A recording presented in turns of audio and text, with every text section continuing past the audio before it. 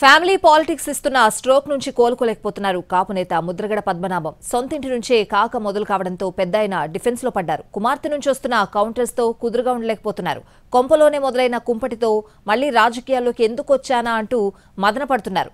ఎక్కడ ఏం చేశామో అక్కడే ఆగిపోయి ఉంటే బాగుండేదన్న భావనొస్తోంది. కాపు ఉద్యమ నేత ముద్రగడ పద్మనాభం ఎన్నికల ఫలితాల తర్వాత డిఫెన్స్ లో పడ్డారు. ఊహించని షాక్లతో ఉక్కిరిబిక్కిరవుతున్నారు. ముందిచ్చిన మాటకు కట్టుబడి ఉన్న కౌంటర్స్ తో కూతురు క్రాంతి రెడీ అవ్వడంతో మళ్లీ ఎందుకు యూటర్న్ చేసుకున్నామని అనుకుంటున్నారు. పిఠాపురం నుంచి పవన్ కళ్యాణ్ గెలిస్తే తన పేరు మార్చుకుంటారని సవాల్ చేశారు.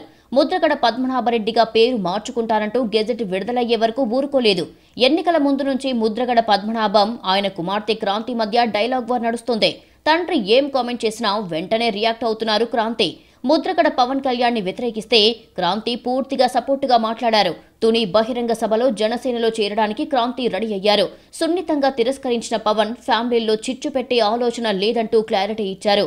భవిష్యత్తులో పెద్దాయనతో మాట్లాడి పార్టీలో జాయిన్ చేసుకుంటారని స్పష్టం చేశారు పవన్. 2009 నుంచి ప్రత్యక్ష రాజకీయాలకు పూర్తిగా దూరమయ్యారు ముద్రగడ.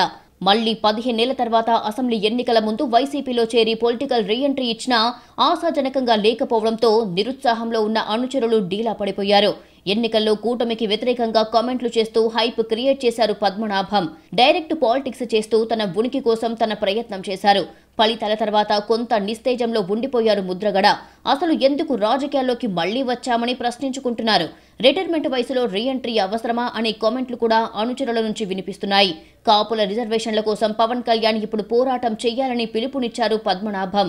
దానికి ఆయన కుమార్తె రెస్పాండ్ అయ్యారు.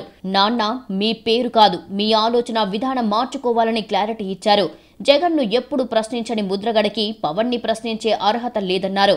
ఇంట్లో విశ్రాంతి తీసుకోవాలని సూచిస్తున్నారు. అసలు పేరు మార్చుకున్న వ్యక్తికి కాపుల గురించి ఎందుకంటూ నిలదీస్తున్నారు.